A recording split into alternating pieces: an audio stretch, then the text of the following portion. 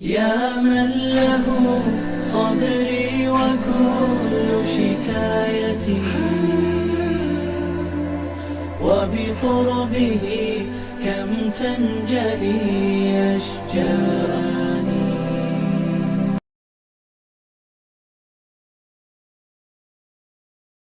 بسم اللہ الرحمن الرحیم وبہ نستعین وصلی اللہ علی حبیبہ سیدنا و مولانا محمد وعلی آلہ وصحبہ اجمعین.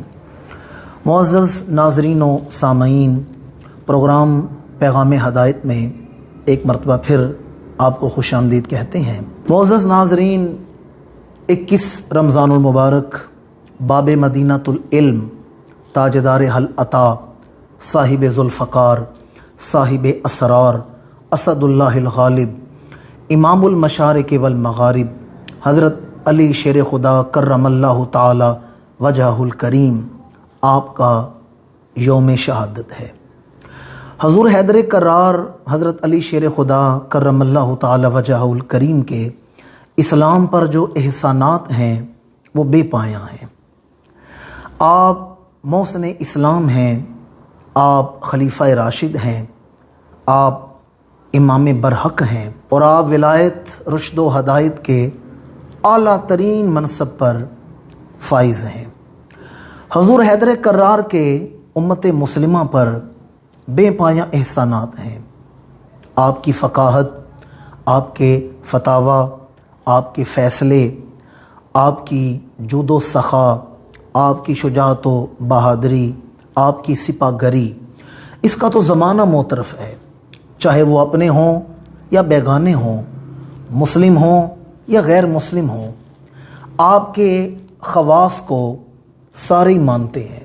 لیکن اگر کوئی آپ کے دیگر احسانات کا انکار بھی کر دے تو حضور حیدر کرار کا یہی بہت بڑا احسان ہے کہ آپ نے حسن جیسا بیٹا اسلام کو عطا فرمایا ہے، آپ نے حسین جیسا بیٹا اسلام کو عطا فرمایا ہے. حضور حیدر کرار کے بے شمار فضائل، مراتب اور مناقب ہیں. میں آج آپ کے سامنے آپ کی شخصیت کے حوالے سے، آپ کے جو اسماء مبارکہ ہیں ان کے حوالے سے معروضات عرض کروں گا. حضور حیدر کرار حضرت علی شیر خدا کرم اللہ تعالی وجہہ الکریم کی ولادت باسعادت ہوئی تو آپ کا جو ذاتی نام ہے وہ علی رکھا گیا ہے. قرآن مجید میں اللہ تعالیٰ نے اپنے محبوب مکرم کے اہل بیت کا ذکر کیا تو فرمایا انما یرید اللہ لیذہب عنکم الرجس اہل البیت ویطہرکم تطہیرا.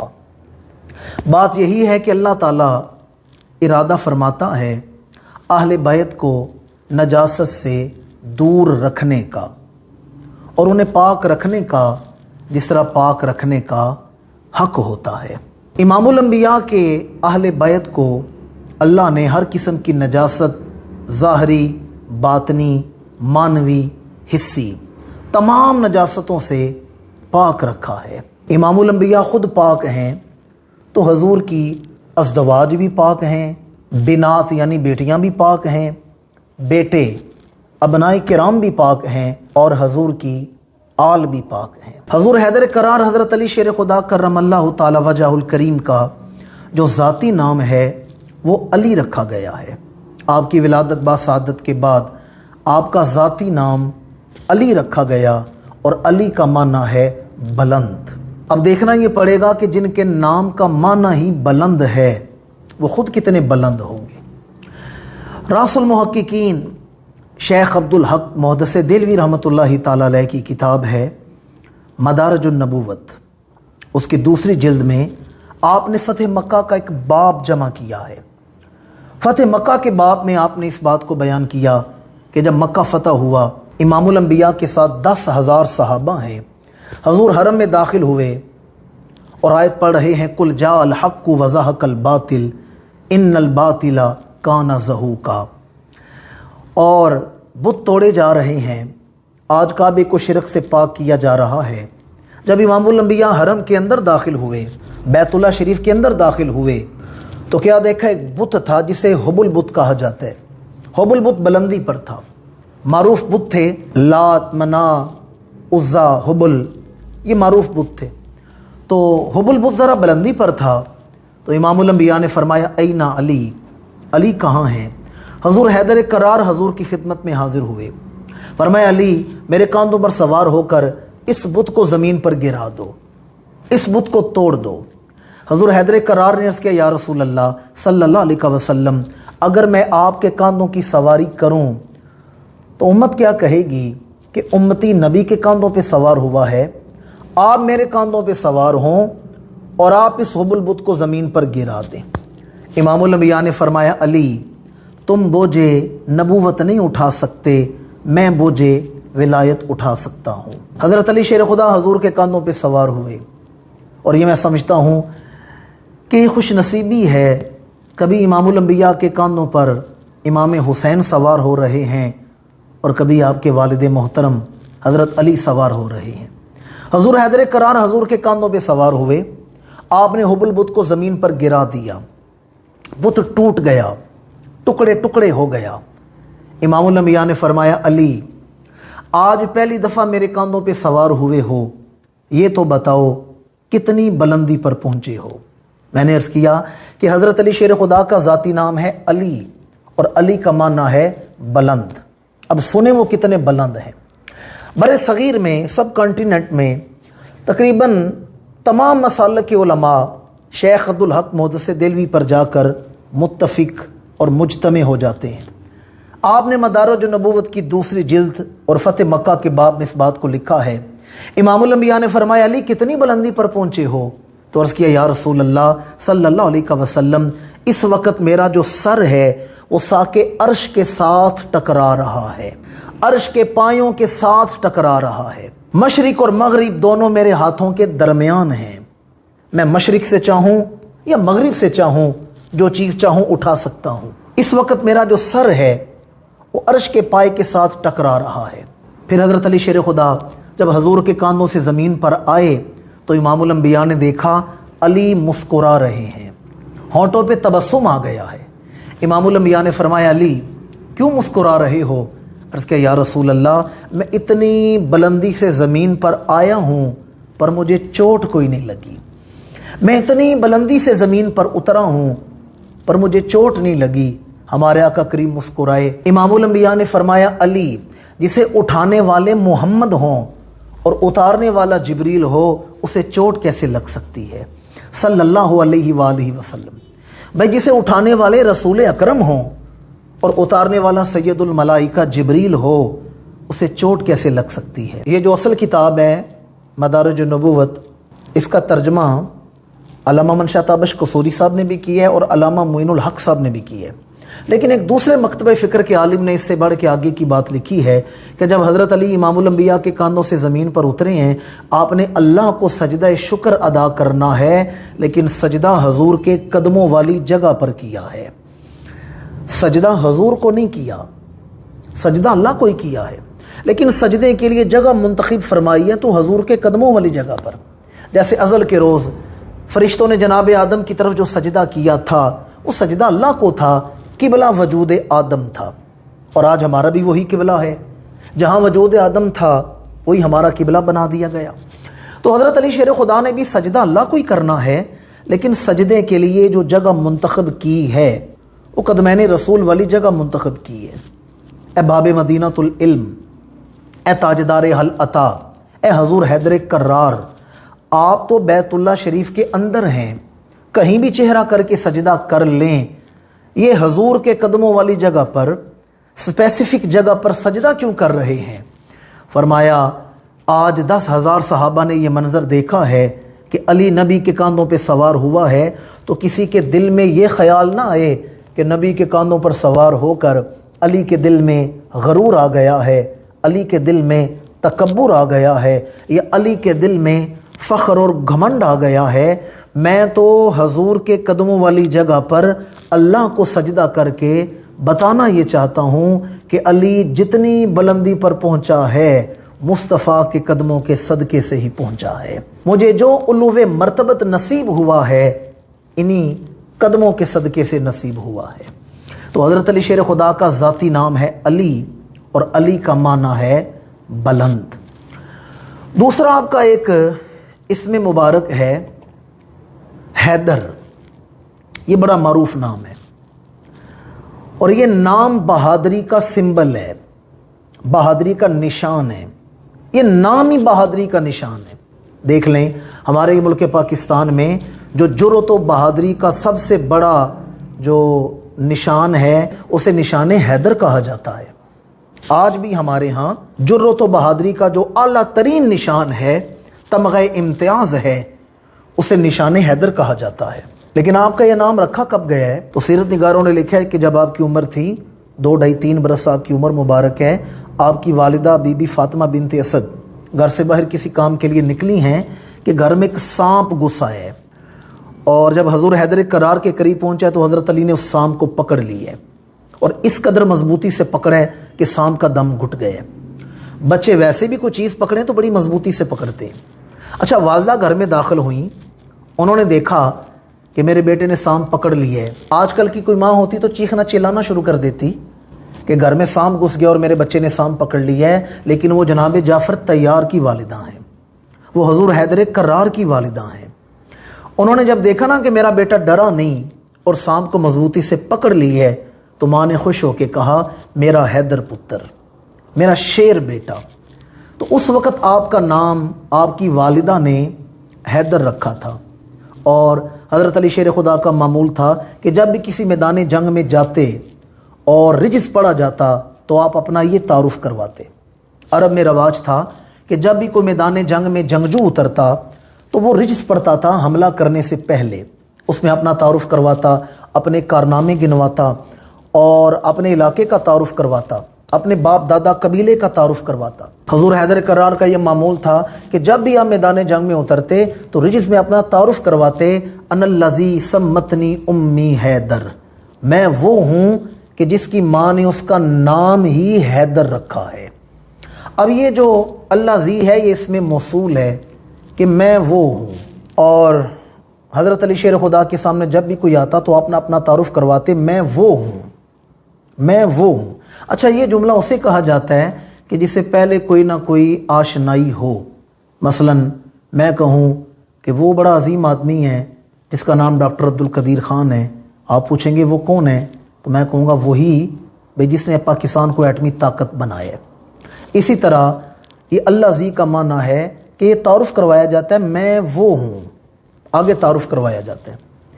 تو جب خیبر کے موقع پر مرحبا آپ کے سامنے آیا تو آپ کی سیرت نگاروں نے لکھا ہے کہ حضرت علی شیر خدا کے سامنے جب مرحبا آیا ہے آپ نے اس پر حملہ کیا ہے تو آپ نے یہ فرمایا ان الذی، میں وہ ہوں۔ یہ کیوں کہا ہے؟ اس لیے کہ ایک رات پہلے مرحب نے خواب دیکھا کہ میرے اوپر ایک شیر نے حملہ کیا ہے جس نے میرا وجود ٹکڑے ٹکڑے کر دیے۔ جب حضور حیدر کرار کے سامنے آیا تو آپ کا علم دیکھیں، آپ نے مرحب کا خواب اسے یاد کروایا ہے، ان الذی سمتنی امی حیدر، میں وہی شیر ہوں جسے تو خواب میں دیکھ کے آ رہا ہے، اور میری ماں نے تو میرا نام ہی شیر رکھ دیا ہے۔ آپ کو خالی حیدر نہیں کہا جاتا، حیدر کرار کہا جاتا ہے، اور کرار کا معنی ہے پلٹ پلٹ کے حملے کرنے والا، بار بار حملے کرنے والا۔ ایک آپ کا بڑا مشہور لقب ہے، آپ کو باب مدینۃ العلم کہا جاتا ہے، جس کا معنی ہے علم کے شہر کا دروازہ۔ باب مدینۃ العلم، علم کے شہر کا دروازہ، یعنی دنیا میں جتنا علم پھیلا ہے یا جس نے جو بھی علم حاصل کرنا ہے تو حضور حیدر کرار کے دروازے کرم پر آنا پڑے گا۔ حضرت علی شیر خدا کا علم بڑا وسیع ہے، میں اس کی 1-2 مثالیں دوں گا اور پھر آپ کا اگلا اسم مبارک اس کی تشریح کروں گا۔ حضور حیدر کرار کے پاس ایک نوجوان آیا اور آ کے عرض کیا کہ آپ سے ہم نے جب بھی کوئی سوال پوچھا ہے آپ فوراً اس کے جواب دے دیتے ہیں، اور ایک سوال کے متعدد جواب دیتے ہیں۔ کسی بڑے عالم سے کوئی 100 سوال پوچھے وہ 70 کے جواب تو دیتا ہے لیکن 30 کے بارے میں کہتا ہے کہ میں تمہیں سوچ کے بتاؤں گا، پر آپ سے ہم نے جب بھی کوئی سوال پوچھے آپ نے فوراً جواب دے دیا ہے، اس میں کیا حکمت ہے؟ حضرت علی شیر خدا مسکرائے، فرمایا یہ بتا کہ تیرے ہاتھ کی انگلیاں کتنی ہیں؟ اس نے کہا جی 5 انگلیاں۔ آپ نے فرمایا فوراً کیوں جواب دے دیا ہے، پہلے سوچتا، پھر شمار کرتا، 1 2 3 4 5، پھر جواب دیتا، یہ فوراً جواب کیوں دے دی ہے؟ اس نے کہا حضور حیدر کرار، اس میں سوچنے والی کون سی بات ہے، یہ تو بڑی واضح سی بات ہے کہ میرے ہاتھ کی انگلیاں 5 ہیں۔ آپ نے مسکرا کے فرمایا جیسے تیرے لیے تیرے ہاتھ کی انگلیاں واضح ہیں، اسی طرح علی کے لیے قرآن و حدیث کا سارا علم واضح ہے۔ علی کے لیے قرآن و حدیث کا سارا علم واضح ہے۔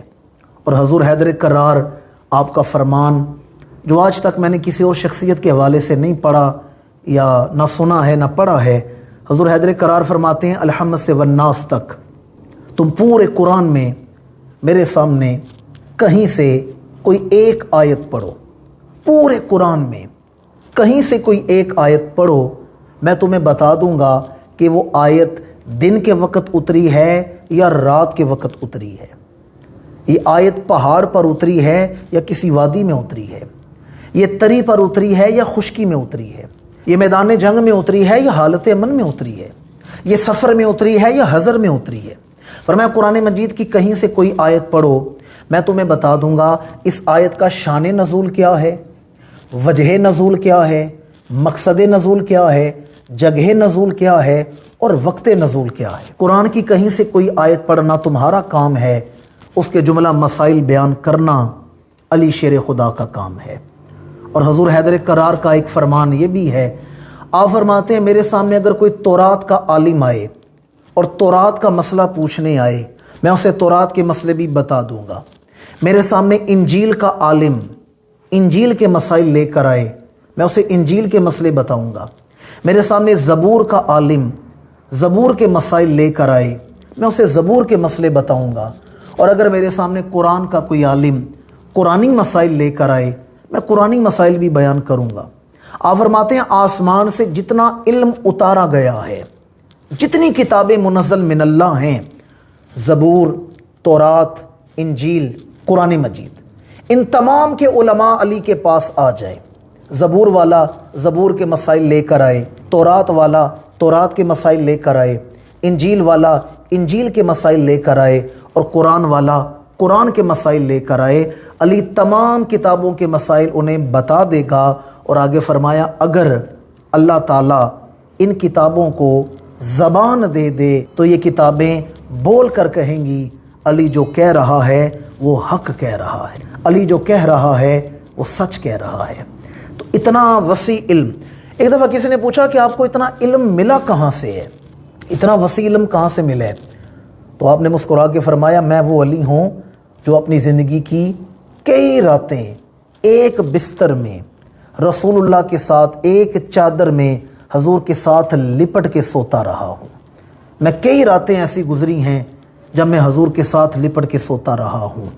آپ فرماتے ہیں زمانے والے لوگ کتابوں سے علم حاصل کرتے ہیں، قلم روشنائی میں ڈبو کر سیاہی سے علم حاصل کرتے ہیں، اور علی رسول اللہ کا سینہ چوم چوم کے علم حاصل کرتا رہا ہے۔ 21 رمضان المبارک حضور حیدر کرار کا یوم شہادت ہے۔ اس مناسبت سے ہمیں چاہیے کہ ہم اپنے گھروں میں آپ کی خدمت میں خراج تحسین ہدیہ ایصال ثواب پیش کرنے کے لیے ختمہ شریفہ کا اہتمام کریں۔ آپ کی روح پرفتوح سے روحانی توجہات کریمانہ حاصل کرنے کا ایک خوبصورت ذریعہ ہے۔ میں نے آپ کے سامنے حضرت علی کے 2-3 اسماء مبارکہ ان کے حوالے سے معروضات عرض کی ہیں۔ حضور حیدر کرار آپ اماموں کے والد ہیں، آپ شہداء کے والد ہیں، اور آپ ذی احترام ہستیوں کے والد۔ حضرت علی شیر خدا کرم اللہ تعالی وجہ الکریم کے اسماء مبارکہ کے حوالے سے آج گفتگو بیان کی گئی ہے۔ انشاءاللہ العزیز آپ کی بارگاہ میں 21 رمضان مبارک ایصال ثواب کا اہتمام کیا جاتا ہے، تو میں گزارش کروں گا کہ برنارد شاہ نے کیا خوب کہا تھا، وہ انسان نہیں جو اپنے محسن کا احسان یاد نہ رکھے۔ ہم مانتے ہیں حضور حیدر کرار کے امت مسلمہ پر بے پایاں احسانات، اگر کوئی آپ کے دیگر احسانات نہ بھی مانے، آپ کی فقاہت، آپ کی شجاعت، آپ کے فتاوی اور آپ کے امور خلافت جو آپ نے اسلام کی خدمت کی ہے وہ کوئی نہ بھی قرار کرے، آپ کا یہی بہت بڑا احسان ہے کہ آپ نے حسن جیسا بیٹا اسلام کو عطا کیا ہے، آپ نے حسین جیسا بیٹا اسلام کو عطا کیا ہے۔ آپ نے زین العابدین، امام باقر، امام جعفر صادق، موسیٰ کاظم جیسے بیٹے، حضور غوث اعظم جیسے بیٹے، حضرت داتا گنج بخش علی حجویری جیسے بیٹے، تاجدار گولڑا جیسے بیٹے، بندہ نواز تاجدار ہند خواجہ غریب نواز جیسے بیٹے اسلام کو عطا فرمائے ہیں۔ آئیں 21 رمضان المبارک ہم سارے مل کر حضور حیدر کرار کی بارگاہ کریم نواز میں ہدیہ سلام پیش کریں اور ہدیہ تشکر پیش کریں۔ معزز ناظرین و سامعین، اب ہمارے پروگرام کے اگلے سیکشن سوال و جواب کا وقت ہوا چاہتا ہے۔ آپ ہمیں جو سوال بھیجتے ہیں ہم اس پروگرام میں ان کے جواب دیتے ہیں۔ ہمارے ساتھ شامل ہمارے یہ دوستان محبت وہ سوال پوچھتے ہیں جو آپ ہمیں بھیجتے ہیں، اور کچھ ان کے اپنے سوالات ہیں جن کے جواب دیے جاتے ہیں۔ تو چلتے ہیں پروگرام کے اگلے سیکشن سوال و جواب کی طرف۔ جی حسن بھائی۔ اچھا علامہ صاحب، بچوں کی اسلامی تربیت کہاں سے شروع کی جائے؟ آج ہر بندہ یہ چاہتا ہے کہ میری اولاد کامیاب ہو، میری اولاد ایک اچھی زندگی گزارے۔ ہر آدمی یہ چاہتا ہے کہ میری اولاد ایک کامیاب اور پرسکون مطمئن زندگی گزارے۔ تو اولاد کی تربیت کے حوالے سے ایک ہی نقطہ یاد رکھیں کہ ہماری اولاد کبھی وہ نہیں کرتی جو ہم انہیں سکھاتے ہیں، ہمیشہ وہی کرتی ہے جو ہم خود کرتے ہیں۔ میں سمجھتا ہوں کہ اولاد کی تربیت میں معاشرے کا کردار بعد میں ہے، استاد کی ذمہ داری بعد میں ہے، مرشد کی ذمہ داری بعد میں ہے۔ پہلی ذمہ داری ہے تو وہ ماں باپ کی ذمہ داری ہے۔ پہلی ذمہ داری، اکثر آپ نے سنا ہوگا کہ انسان کی جو پہلی درسگاہ ہے وہ ماں کی گود ہے، یہ آپ نے سنا ہوگا، لیکن میں اس سے آگے کی بات کرتا ہوں۔ میں کہتا ہوں انسان کی پہلی درسگاہ ماں کی کوکھ ہے۔ جس کوکھ میں بچہ پرورش پاتا ہے وہی انسان کی پہلی درسگاہ ہے۔ اہل عرب کی ایک کہاوت ہے، الام تصنع الامہ، کہ ماں امت سوار دیتی ہے، ایک ماں پوری ایک نسل سوار دیتی ہے۔ اور یہ بھی آپ نے سنا ہوگا کہ آج کی جو بیٹی ہے وہ کل کی ماں بننے والی ہے۔ آج ہمارے صحن میں، ہمارے آنگن میں جو بچی کھیل رہی ہے، کل وہ ایک نسل کی ماں بننے والی ہے۔ تو ہم لوگ چاہیں تو آنے والی نسلوں کو ایک صالح اور نیک ماں دے سکتے ہیں۔ ماں نیک ہو گئی تو اولاد خود بخود ہی نیک ہو جائے گی۔ وہ کہتے ہیں کہ اگر مرد دیندار ہو تو دین گھر کی دہلیز تک آ جاتا ہے، اور اگر عورت دیندار ہو تو دین نسلوں تک پہنچ جاتا ہے۔ جب تک سورج نہ نکلے اور روشنی نہیں ہوتی، اور جب تک ماں کا کردار اعلیٰ نہ ہو، ایک صالح نسل کی تشکیل نہیں کی جا سکتی۔ تاریخ اسلام اٹھا کر دیکھیں، بڑے بڑے عظیم بیٹے گزرے ہیں، لیکن ان کی مائیں بھی تو عظیم تھیں۔ ان کی ماؤں کی عظمت ہے، ان کے دودھ کی تاثیر ہے جو بیٹوں کی شکل میں نظر آئی۔ جناب بی بی ام عمارہ جیسی ہستی، یہ وہ ہے کہ جو میدان احد میں 4 بیٹے لے کر اتری تھیں، اور اپنے بیٹوں سے کہا تھا، دیکھو مشرکین مکہ امام الانبیاء کے چہرے اقدس کا نشانہ لے کر تیر چلا رہے ہیں، اپنی چھاتیاں نبی کے سامنے دیوار بنا کر کھڑے ہو جاؤ، اور اگر تمہارے ہوتے ہوئے کوئی ایک تیر بھی میرے نبی تک پہنچ گیا تو ام عمارہ تمہیں اپنا دودھ نہیں بخشے گی۔ بی بی افرا بنت عبید، یہ وہ ہیں کہ جن کے 7 بیٹے اسلام کی پہلی جنگ میں شامل ہوئے تھے، اور اس امت کا جو فرعون ہے ابو جہل، اسے جس نے واصل جہنم کیا تھا، وہ 2 بچے تھے معوذ و معاذ، وہ اسی خاتون کے بیٹے تھے۔ تو ماں اگر اللہ ہے تو اولاد بھی اللہ ہوتی ہے۔ تاجدار اولیاء فی الہند حضرت خواجہ غریب نواز رحمۃ اللہ تعالیٰ علیہ کے خلیفہ مجاز، قدوۃ الاولیاء امیر السالکین، تاجدار فقر و ولایت، ساقی میخانہ معرفت و حقیقت، خواجہ خواجگان حضرت خواجہ قطب الدین بختیار کاکی رحمۃ اللہ تعالیٰ علیہ، آپ نے جب نیا نیا چلنا شروع کیا، لفظ بولنا شروع کیے، تو والدہ آپ کو لے کر مدرسے میں چلی آئیں اور استاد سے کہا میرے بیٹے کو قرآن پڑھائیں۔ پہلا دن تھا مدرسے میں، استاد نے کہا بیٹا پڑھو بسم اللہ الرحمن الرحیم۔ خواجہ صاحب نے پڑھا بسم اللہ الرحمن الرحیم الحمدللہ رب العالمین الرحمن الرحیم مالک یوم الدین ایاک نعبد و ایاک نستعین اہدنا الصراط المستقیم صراط الذین انعمت علیہم غیر المغضوب علیہم ولا الضالین آمین۔ استاد نے صرف بسم اللہ پڑھائی ہے، خواجہ صاحب نے بسم اللہ بھی پڑھ دی، سورہ فاتحہ بھی پڑھ دی، سورہ بقرہ بھی پڑھ دی، سورہ نساء بھی پڑھ دی، وہیں بیٹھے بیٹھے آپ نے 15 سپارے سنا دیے اور پہلا دن ہے مدرسے میں۔ تو استاد نے حیران ہو کر ان کی والدہ کی طرف دیکھا اور کہا بہن یہ بتائیں یہ بچہ مدرسے میں پڑھنے آیا ہے یا پڑھانے آیا ہے؟ اس نے تو پہلے دن مجھے 15 سپارے سنا دیے ہیں۔ تو والدہ صاحبہ نے کہا کہ جب میں اپنے بیٹے کو دودھ پلاتی تھی ساتھ قرآن کی لوریاں سنایا کرتی تھی۔ یہ وہ قرآن کے الفاظ ہیں جو میرے بیٹے کے سینے میں محفوظ ہو گئے ہیں۔ تو دیکھیں ماں صالح فطرت ہے تو پھر بیٹا بھی قطب الاقطاب بن رہا ہے، بیٹا بھی قطب الدین بختیار کاکی جیسا بنے۔ اولاد کی پہلی تربیت کوکھ ہے، پھر ماں کی گود ہے، اور پھر گھر کا ماحول ہے، اور پھر معاشرہ، استاد، مرشد، جس فیلڈ میں بچہ جاتا ہے وہ بنتی ہے۔ تو پہلی جو تربیت ہے کہاں سے شروع کی جائے؟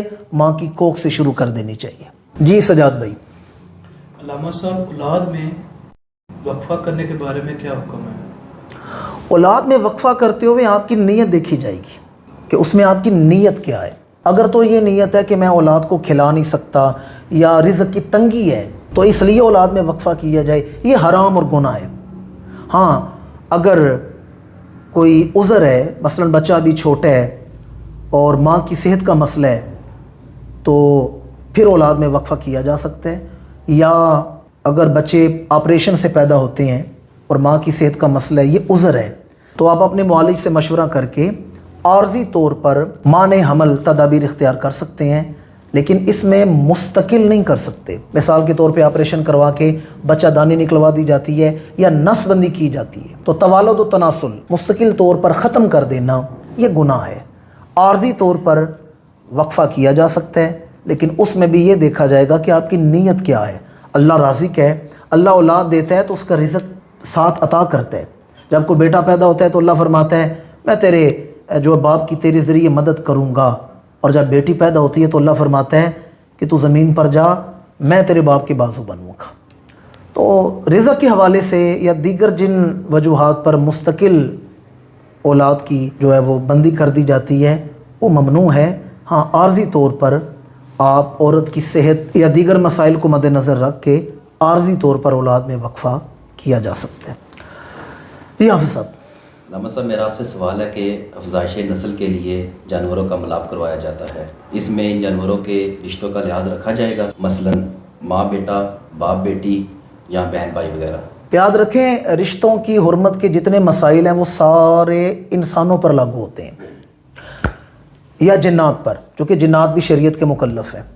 تو ان کے علاوہ تمام مخلوقات پر جو رشتوں کی حرمت ہے ان کے مسائل لاگو نہیں ہوتے۔ مثلا آپ کبوتری سے اگر آپ نے بریڈ لینی ہے، بچے لینے ہیں، تو اسی کے انڈے سے نکلا ہوا جو کبوتر ہے اس سے بریڈ لی جاتی ہے۔ اسی طرح کتا، بلی یا گائے، بھینس یا بکری، بکرا، یہ دیگر جتنے جانور ہیں ان میں یہ رشتوں کی حرمت نہیں پائی جاتی، وہ فقط انسانوں میں پائی جاتی ہے۔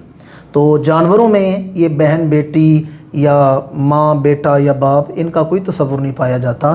آپ کسی بھی جانور سے، اس کے جنس کے کسی بھی جانور سے بریڈ حاصل کر سکتے ہیں اور افزائش نسل کے لیے ملاپ کروایا جا سکتا ہے۔ جی آپ صاحب۔ علامہ صاحب میرا آپ سے یہ سوال ہے کہ عقیقے کی شرعی حیثیت کیا ہے، اور اگر استطاعت نہ ہو تو بندہ گناہ گار تو نہیں ہوتا؟ عقیقہ نہ کرنے سے، عقیقہ جو ہے وہ کوئی فرض یا واجب نہیں، یہ کوئی فرض کیا گیا ہو یا واجب کیا گیا ہو، عقیقہ فرض یا واجب نہیں کہ اس کا ترک کرنے سے بندہ فرض یا واجب کا تارک کہلایا جائے گا۔ یہ ایک سنت عمل ہے اور 7ویں دن کرنا سنت ہے۔ اگر عقیقہ 7ویں دن کے بعد کیا جائے تو پھر وہ مستحب رہ جاتا ہے۔ 7ویں دن عقیقہ کرنا یہ سنت ہے، یہ کوئی فرض یا واجب نہیں کہ جس کا انکار کفر ہو یا جس کا تارک گناہ گار ہو، ایک سنت ہے۔ اور اگر کسی کو استطاعت نہیں تو عقیقہ نہ کرنے کی وجہ سے وہ گناہ گار نہیں ہوگا۔ ہاں اگر استطاعت ہے تو پہلی فرصت میں 7ویں دن بچے کا عقیقہ کر دینا چاہیے۔ تو یہ فرض یا واجب نہیں کہ اس کا انکار کرنے والا کافر ہوگا یا اس کا ترک کرنے والا گناہ گار ہوگا۔ ہاں اگر استطاعت ہے تو پہلی فرصت میں اس سنت پر عمل کرنا چاہیے، لیکن اگر استطاعت نہ ہو تو عقیقہ نہ کرنے کی وجہ سے بندہ گناہ گار نہیں ہوگا۔ اور عقیقے کے جانوروں کی شرائط بھی بتا دیں۔ عقیقے کے جانوروں کی تمام شرائط وہی ہیں جو قربانی کے جانور کی ہیں، تمام شرائط ایز اٹ از، جیسے قربانی کے جانور کی ہیں اسی طرح عقیقے کے جانور کی ہیں۔ مثلا اس کی عمر، اس کی صحت اور دیگر معاملات۔ جو قربانی کے جانور کی شرائط ہیں کہ جانوروں کی عمر ہونی چاہیے اور جڑ سے سینگ نہ ٹوٹا ہو، کانا نہ ہو، یا اتنا بیمار نہ ہو کہ خود چل کے قربان گاہ تک نہ جا سکتا ہو، تو یہ مکمل اس کی شرائط ہے۔ ہاں ایک چیز اضافی ہے اور وہ یہ ہے کہ قربانی میں عورت اور مرد پر یکساں قربانی ہے، مثلا ایک حصہ یا ایک جانور، لیکن عقیقے میں صرف ایک فرق ہے۔ آپ اگر بیٹے کا عقیقہ کریں گے تو اس کے لیے 2 بکرے یا بڑے جانور میں 2 حصے ہیں، اور بیٹی کا اگر عقیقہ کریں گے تو اس کا 1 بکرا ہے یا عقیقے کے جانور میں 1 حصہ ہے، اور ایک ہی جانور میں قربانی اور عقیقہ بھی ایک ساتھ کیے جا سکتے ہیں، ایک ہی جانور میں۔ تو اس کی وہی شرائط ہیں جو قربانی کے جانور کی شرائط ہے۔ معزز ناظرین و سامعین، آج کے پروگرام کا وقت مکمل ہوا چاہتا ہے۔ حسب معمول آج کا ایک وظیفہ سماعت کر لیں۔ کسی دوست نے وظیفہ پوچھا کہ ہڈیوں کے درد کے لیے کون سا وظیفہ ہے، جوڑوں کا درد ہو یا ہڈیوں کا درد ہو تو اس کے لیے کون سا وظیفہ ہے؟ تو وظیفہ سماعت فرما لیں۔ حسب معمول اول اور آخر 11 دفعہ درود شریف پڑھ لیں، اور پھر وظیفہ ہے وشفاء لما فی الصدور یا قویو یا متینو یا سلام۔ یہ 100 دفعہ پڑھ کے جس ہڈی پر یا جس جگہ درد ہے وہاں دم کیا جائے تو اللہ شفا عطا فرماتا ہے۔ 11 دفعہ درود شریف پڑھیں، وشفاء لما فی الصدور یا قویو یا متینو یا سلام۔ یہ 100 دفعہ پڑھ کے درد والی جگہ پر دم کیا جائے تو اللہ شفا عطا فرماتا ہے۔ اسی کے ساتھ ہمیں اجازت دیجیے۔ اللہ تعالی ہمارا حامی و ناصر ہو، اللہ تعالی پاکستان کا حامی و ناصر ہو۔ السلام علیکم ورحمۃ اللہ تعالی وبرکاتہ۔ يا من له صبري وكل شكايتي وبقربه كم تنجلي أشجار